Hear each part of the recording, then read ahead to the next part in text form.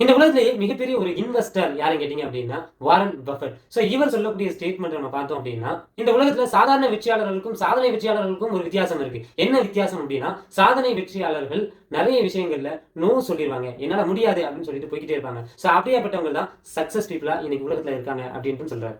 இந்த உலகத்துல நிறைய சக்சஸ் ஆன பீப்புள் இருக்காங்க. இந்த சக்சஸ் ஆன பீப்புள் கிட்ட அவங்க எப்படி சக்சஸ் ஆனாங்க, எப்படி லைஃப்ல மிகப்பெரிய நிலைமைக்கு வந்தாங்க அப்படிங்கிற ஒரு கேள்வியை கேட்கும்போது அவங்க சில சக்சஸ் டிப்ஸ் சொல்றாங்க.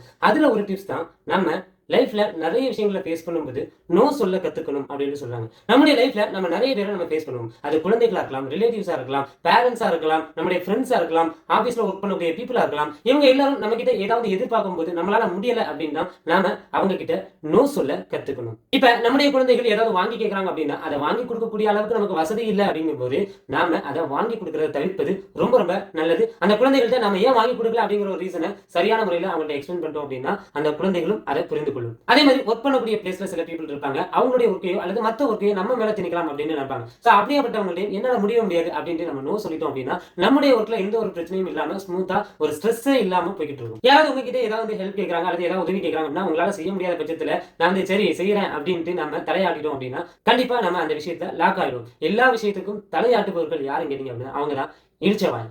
இப்படியாப்பட்டவங்களுக்கு ஆயுள் ரொம்ப கம்மின்னு நிறைய ரிப்போர்ட்ஸ் சொல்லுது. ஏன் அப்படின்னா எல்லா விஷயங்களுக்கும் தலையாடிட்டு போகும்போது நிறைய விஷயங்களை செய்ய முடியாம போறதுக்கு அதிகமான சான்சஸ் இருக்கு. இப்ப யாராவது ஒருத்தவங்க உங்களுக்கு ஒர்க் கொடுக்குறாங்க அப்படின்னா அப்படி ஒர்க் கொடுக்கும்போது நீங்க அக்செப்ட் பண்ணிட்டீங்க, தலையாடிட்டீங்க அப்படின்னா உங்களுடைய ஒர்க் நிறைய பெண்டிங் ஆயிடும். சோ அந்த ஒர்க்கை முடிக்கணும்னு சொல்லிட்டு நமக்கு நிறைய ஸ்ட்ரெஸ் கிரியேட் ஆகும். இது நம்முடைய ஆயுள் நாட்களே குறைச்சிடும் அப்படின்ட்டு நிறைய ரிப்போர்ட்ஸ் சொல்லுது. முடியாது அப்படின்னு சொல்றதுல தப்பே கிடையாதுங்க. அமெரிக்கன்ஸ் பாத்தீங்க அப்படின்னா நோ சொல்றதுல கரெக்டா இருப்பாங்க. எந்த ஒரு விஷயத்தினாலும் சரி அவங்களுடைய ஒர்க்கை மட்டும் தான் பாக்குறதுல அவங்க கண்ணும் கருத்துமா இருப்பாங்க. மத்தவங்க ஏதாவது ஒர்க் கொடுக்கும்போது அல்லது எக்ஸ்ட்ரா ஒர்க் கொடுக்கும்போது சோ அவங்க அதை நோ சொல்லிட்டு போய்கிட்டே இருப்பாங்க. சோ தன்னுடைய விஷயத்துல கரெக்டா இருந்துட்டு அதுல சக்சஸ் ஆகக்கூடியவங்களா தான் இந்த அமெரிக்கர் இருக்காங்க. சோ அதனாலதான் இன்னைக்கு அமெரிக்கா ஒரு மிகப்பெரிய ஒரு டெவலப்டு நேஷனா இருக்கு. இப்படி நம்முடைய லைஃப்ல ஃபேஸ் பண்ணக்கூடிய பீப்புள நிறைய பீப்புள நம்ம அவாய்ட் பண்றது ஒண்ணு. இன்னொன்னு என்ன அப்படின்னா நம்மளே நாம அவாய்ட் பண்றது ஒண்ணு. நம்முடைய மனசு சில விஷயங்களை அல்லது சில தவறுகளை செய்யணும் அப்படின்ட்டு சொல்லும் போது நாம அதற்கு நோ சொல்லிட்டோம் அப்படின்னா நிறைய ஆபத்துகள்ல இருந்து நம்மளால நம்மை பாதுகாக்க முடியும். இன்னைக்கு மொபைல் மோகம் அப்படிங்கிறது மிகப்பெரிய அளவுல தலைவிரிச்சு ஆடிட்டு இருக்கு. சோ இப்படி இந்த மொபைல் மோகத்துல நாம